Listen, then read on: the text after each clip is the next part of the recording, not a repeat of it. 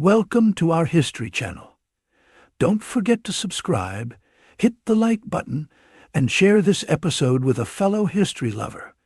And now, on to tonight's episode.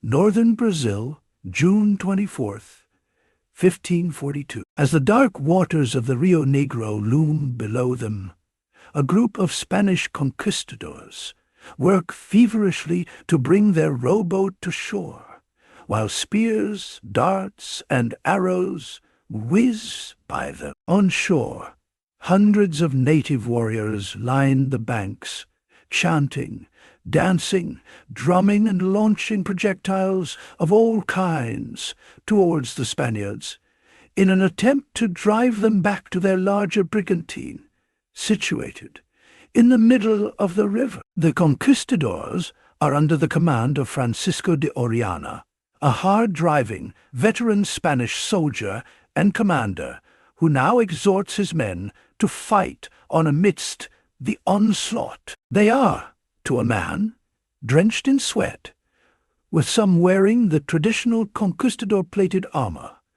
and others adorned in cotton armor adopted from Hernan Cortés. Men after their encounters with the Aztecs, some 2 decades prior. They are also all weary from their travels thus far, having spent over a year now working their way down this mighty waterway. After having departed the main camp of Francisco Pizarro on December 26, 1541, on an expeditionary mission to explore and document the unknown territories of the river. Though these men are almost all experienced soldiers, none of them have experienced anything like the previous year of their lives. They have encountered countless exotic animals, seen natural wonders as yet unknown to European eyes, and encountered countless villages of peoples residing on and around the river. But even in the early stages of the battle they are now engaged in, it is already clear that there is something different about this tribe of native people. As professional soldiers of the Spanish crown, they are well equipped with advanced weaponry of the time, with crossbows and arquebuses, a short, heavy predecessor to the musket, as well as rowboats, medical supplies, and provisions for their journey. But in the humidity of the jungle, many of their foodstuffs have gone rancid, and many of the men have fallen victim to sickness brought on by parasites completely foreign to their bodies. At times, they have been forced to barter for food with native tribes. At times, they have found entire villages burned out and abandoned. At times, they have come across evidence of both brutal intertribal warfare and bloody ritualistic sacrifice, carried out en masse on tribespeople of all ages. And, at times, they have cruelly mistreated and extorted native peoples in order to ascertain the supplies that they wanted or needed. With every passing day, at times seemingly every passing mile, these men have found themselves ensconced deeper and deeper into a reality that they know little about and scarcely understand at all. Though they had thought themselves relatively immune to surprises after many months on the river, 3 weeks earlier, on June 5th, Orellana and his men had come upon a village that truly confounded. After coming ashore and meeting with the local people with whom they were able to negotiate amicable trades, the Spaniards found themselves equal parts awestruck and befuddled by the curious sights that abounded within the village. In the middle of a large public square, at the center of the village, they found a large wooden carving depicting a large city, ensconced behind high walls, complete with gates, turrets, and windows. The carving of the city was situated between 2 large statues of jaguars, set facing each other. The artwork rested on the paws of the carved animals, with a gap left at the bottom through which to pour their ceremonial drink, a fermented, slightly alcoholic beverage known as chicha, as an offering to the seemingly giant, seemingly female characters depicted within the city on the statue. The Spanish first assumed them to be fictitious, imaginative depictions, possibly of some foreign deity they were not familiar with. But when questioned, the people of the village insisted that these figures were indeed flesh and blood human beings who ruled from a mighty kingdom spanning many miles along the river. Further into the village, Orellana and his men found a large ceremonial house, inside of which were many more carvings, as well as large amounts of the colorful macaw feathers the rulers of this kingdom were said to demand as tribute from the people. Though they remained relatively incredulous, Orellana and his men did not dismiss these people outright. They all knew that Hernan Cortés had reported encountering little people and albino people in his initial interactions with the Aztecs in their capital city of Tenochtitlan, and thus believed that there was at least some possibility that these native people were telling the truth. Many, including Orellana, were also familiar with the ancient Greek tales of what they called the Amazons, giant warriors who, in extremely rare circumstances for the ancient world, were female. Still, many among the Spanish chalked the depictions and accounts up as, if not mere fantasy, exaggerations of the imaginations of peoples they believed to be ignorant and uncivilized. But even the most stalwart of skeptics among them began to question whether or not there might be some truth to the natives' claims when they found a similar carving and heard similar accounts from the next village they encountered heading up the Naha River a few days later. As Orellana and his fellow Spaniards continued eastward, they found the jungle to be thicker, the water of the river to be seemingly darker in color, and their reception from the native tribes to be less and less cordial. Although encounters with the native tribes they had encountered thus far had oftentimes been less than peaceful, the men aboard the brigantines had, for the most part, felt a definitive sense of safety and self-assurance from their unrivaled technology, training, and weaponry. But in the past few days, it had seemed as though the crowds of native peoples that lined the banks of the river were increasing in number and becoming more and more visibly incensed at their presence. And though they remained confident in their ability to defend themselves as they moved further downriver, a pall of doubt had begun to creep over the group, infecting seemingly all but Orellana himself, who did not have the luxury of expressing any such feelings had he experienced them.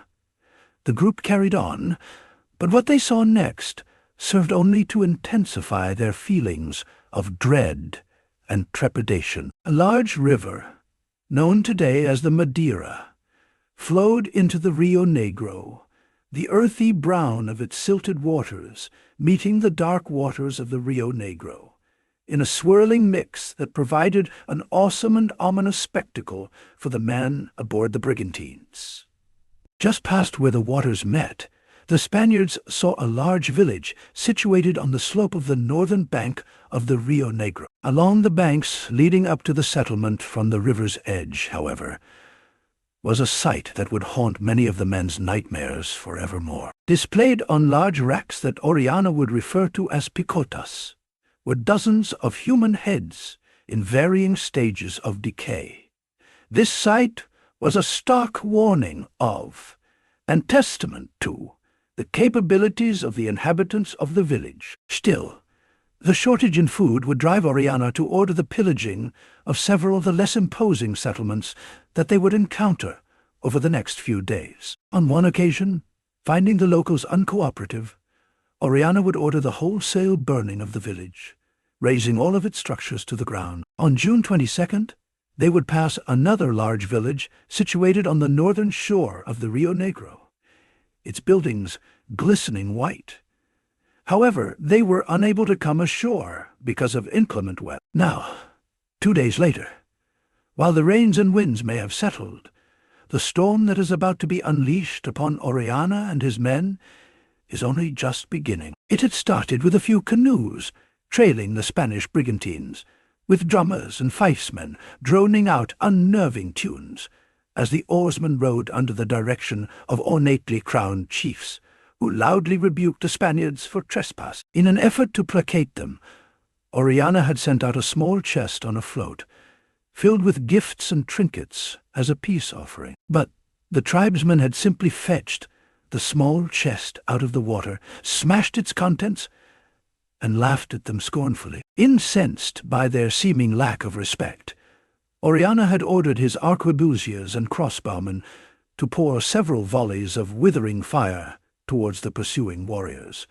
This had disbanded them, but only momentarily. Only minutes later, it seemed that the entirety of the dense jungle had exploded into a fury. Now, the banks of the Rio Negro are lined with thousands of native tribesmen, carrying out a myriad of dances, chants, incantations, drum beats, and flute flourishes as they challenge the Spaniards to fight. For miles they lined the shore, seemingly dozens of warriors deep. Then, in a spectacle chillingly similar to hundreds of the native birds taking flight from the jungle's trees, the air is suddenly filled with thousands of arrows. They thud into the thick wooden siding of the brigantines, striking several of the Spanish, including their resident priest, Friar Carvajal, who is struck in the ribs. Now, seeing no alternative but to attack, Orellana orders his best soldiers to make a direct assault into the thick of the native lines in an attempt to break and disperse them. These experienced soldiers, veterans of years of conflict in both South America and Europe, dutifully, hurriedly, load themselves into the boats and row furiously for the shoreline. With arrows flying all around them, some of the Spaniards shield their comrades with large manatee hide shields they had stolen from other tribes, while crossbowmen and arquebusiers methodically aim and fire, hitting dozens of targets on their short trip from the middle of the river to the banks. Still, their best efforts seem to cause little effect amongst the hordes of warriors that are coming to attack. Now the swordsmen amongst them jump into the chest-deep water as they near the banks, taking on warriors armed with spears and clubs in vicious, partially submerged, close-quarters combat. The crossbowmen and arquebusiers continue their fire, seeming to finally clear the banks of some measure of the native forces. Then, in a seemingly otherworldly occurrence, the attacking Spaniards and their comrades on the brigantines are momentarily awestruck by a sight that must have seemed all but impossible. According to official first-hand accounts, several incredibly tall women, with long hair woven into braids and curled atop their heads, suddenly appear along the riverbanks. Armed with spears, bows, and arrows, they seem to hold sway over their male cohorts, who seem to defer to their orders and exhortations. According to the account of Friar Carvajal, they, quote, are very robust, with their bows and arrows in their hands, doing as much fighting as 10 Indian men. And indeed, there was one who shot an arrow spanned deep into one of the brigantines. The women fight with an unmatched fury, cutting down not only the Spanish, but any of their own warriors who tried to flee. Finally, after an hour of fighting, the Spanish managed to kill several of the Amazon women. In a continuation of the unbelievable scene, the forces of native warriors seem to part instantaneously, as the bodies of the female warriors are retrieved by the men in the back of the ranks, disappearing into the jungle. Now, the ranks of the native warriors fall into momentary disarray. Sensing that they have gained the upper hand, the remaining Spanish charge upon the demoralized native warriors, killing many at the end of their heavy steel weapons. Finally, after it appears that they have bought themselves a momentary reprieve, the Spanish board the rowboats and hastily return to their brigantines, both now so riddled with arrows that they are said to have resembled large water-borne porcupines. It would be days more of intermittent attacks from the incensed natives of this territory before Orellana and his men can find an uninhabited island in which they can harbor with some degree of safety. Still, Orellana forbids any of his men to venture ashore for any reason. Thus, the injured and battle-weary men are forced to sleep amongst the filth and gore accumulated in the previous day's fight. Orellana is not among them, as he finds no peace of mind in this dangerous territory and will take little rest for several days to come. It will be nearly 2 more months before the Spanish will see the Atlantic Ocean, during which they will continue to endure untold hardships and survive several near-fatal mishaps. Orellana will ultimately survive and return to Spain in order to seek Prince Philip II's official endorsement for a governorship in the, quote, new lands he hoped to claim for Spain. He was, in fact, able to secure this endorsement and would return to the Rio Negro, now known as the Amazon River, on a second expedition in 1545. Here, he would finally meet a disastrous end after a shipwreck left his expedition stranded in the middle of the jungle. But the brutal story of Francisco de Orellana's final, desperate journey and his ultimate demise are for tonight other stories, for other times. Thank you again for joining us on this episode of History at the OK Corral. Be sure to click the like button, share this episode with a friend, and become a subscriber. Also, if you'd like to support our work and gain early access to episodes, as well as ad-free viewing, you can become a member of this channel by clicking on the Join button below. Thank you again for watching, and we'll see you next time on History at the OK Corral, home of history's greatest shootouts and showdowns.